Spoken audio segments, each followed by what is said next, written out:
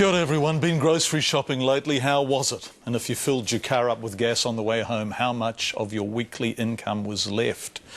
The government's election year budget is delivered on Thursday of next week, and between now and then we're going to look at the economic realities facing New Zealand and New Zealanders, you in other words. We begin tonight with the cost of living, but this is no one-day sample. We've been working on this story for 8 months now, and because of that we're able to tell you that the cost of basic grocery items appears to have risen way more than the official inflation rate of 4.5% would suggest. We picked a young couple doing everything right, working, budgeting, living within their means, indeed moving from Auckland to Hawke's Bay to get work and cheaper accommodation. And they are struggling. They shouldn't be, ideally, but they are.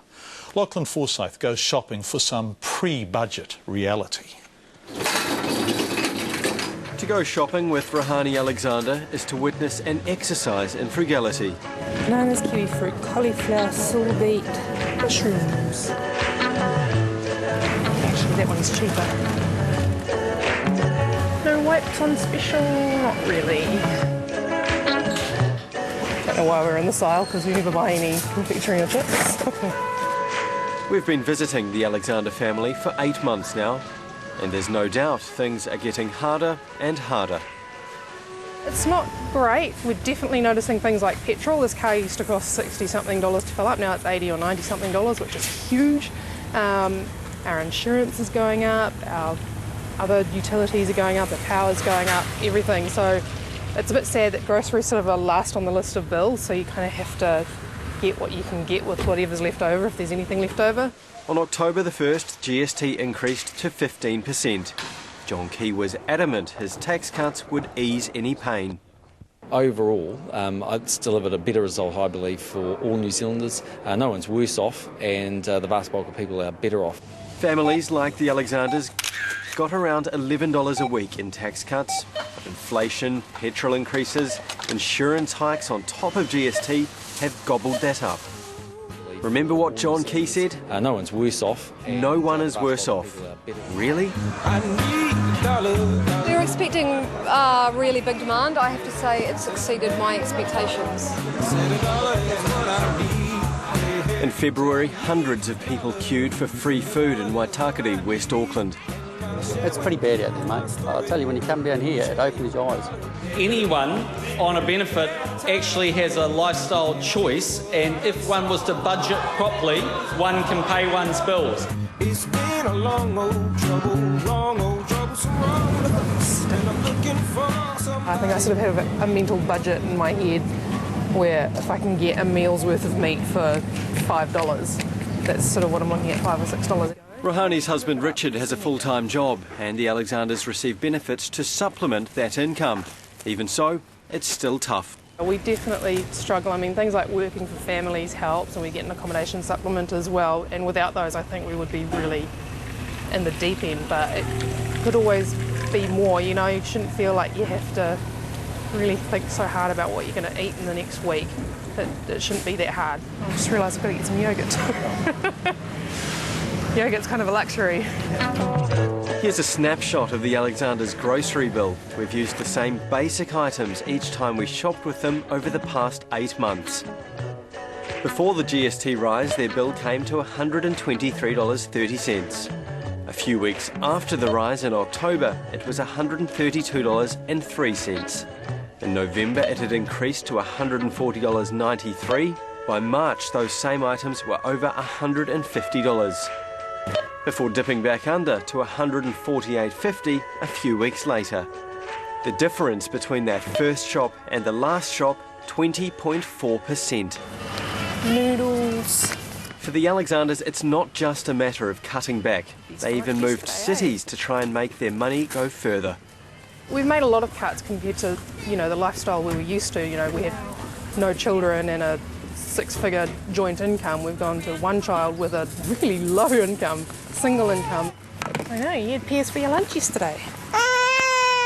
And you didn't like them. I know. Are things easy? No. God, no.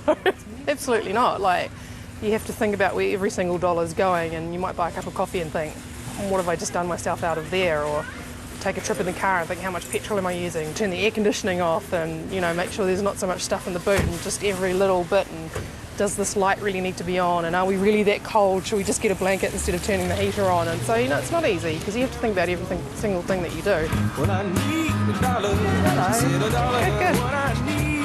The Alexanders are a regular family, doing the best they can on what they have. But there's no denying they're hurting. We've only got one child. I just think of the families out there with 3 children who need to live in a bigger house and pay more rent and eat more food, and she doesn't really eat much yet and that kind of thing. So there's definitely people out there who are a lot worse off than us, and we're struggling, so it can't be easy. Struggling. Lachlan Forsyth reporting. We asked the Prime Minister on to the programme tonight to discuss whether people like Richard and Rohani are better or worse off and why. And he refused. We'd love to hear your feedback on how you're finding the weekly shop. As we said, next Thursday is budget day, and as we build towards the budget, we're going to see exactly how difficult it is to make ends meet on both the average wage and also a pension. Our reporter Tristram Clayton is going to live on the average wage of $50,000. He'll be the sole income earner supporting his wife and 2 children. And Jen Falconer from Raumati on the Kapiti Coast, just north of Wellington, will live on the pension for us. We'll follow both for a week and see how they fare. We begin with Richard Langston introducing Jen. Jen Faulkner is a 68-year-old who enjoys the finer things of life, the fruits of her fig tree, for example. And to live for a week solely on the pension does worry her. How single people run a house on $300 a week, I have no idea. Jen still works, so she doesn't rely solely on the pension, which for a single person is $293 a week. She's got her own desktop publishing business. That gives her a few extra $100, but she still spends the lot. I spend $500 a week. There's comms and the telly and the wine. Okay. Jen does her main shop at the supermarket. She spends about $150 a week on food and drink. The lamb rack is a good buy. But she likes to get a few luxuries at her local shopping centre in Raumati Beach. She enjoys the community of a trip to the shops. Are you waiting for your mum? But I buy all my meat and bread, and I don't eat a lot of meat, but every now and again I have to have a protein fix. And so I buy all that here. But to survive on the pension, she'll have to avoid any temptations. No wine that week. There would be cheaper cuts if we were going to eat meat at all that week. Vegetables, not the yummy ones necessarily, just ordinary cheese. And then there's the coffee. I mean, you do have to have coffee in the morning, and it does have to taste good, so that might have to be an exception. Even the idea of living on the pension for a week, getting by on $293.65, has already focused her mind. I've really been thinking about it, and I'd really have to concentrate on it for a little while, and I could probably sustain it for a month if I needed to. And then I'd probably get a bit mad about it and start telling my children that they should make food parcels for me.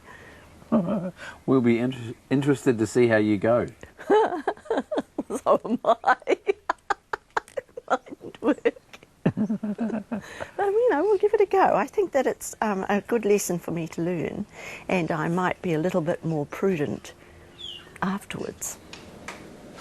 Richard Langston. So we will keep an eye out on living on the pension and living on the average wage over the next week leading up to budget day. We've already got a lot of feedback on the cost of living. Miles wrote, it's not just the cost of living going up, but incomes going down or not increasing that's causing problems. Just looking at the rising cost of living is only looking at half the picture, and we will be looking at that, Miles. We're expats, and when we were back in New Zealand in March after being away for 2 years, I was shocked by the increase in food prices. By the price of cheese in particular, we can feed our family of 5 for under $80 a week easily. Fiona, I have a family of 4 and we spend $170 per week, then have to top it up during the week with bread and milk. Prices of food and gas are going up, but what about the wages? Very hard times. When will it end? Marie. Simply put, New Zealanders are too relaxed about this issue. The UK would be rioting in the streets if their government let their cost of living rise uncontrolled, as we seem to be that. From Aiden, sickness beneficiary $196, rates $35, insurance $30, power $35, registration $10, petrol $20. That leaves $66 a week for food, home maintenance, clothing and footwear, and if I'm lucky, a haircut once a year. That from CoL. So, as we're saying, we're going to check in with both Jenny Falconer over the week, and Tristram Clayton, our reporter, is going to live on the average wage.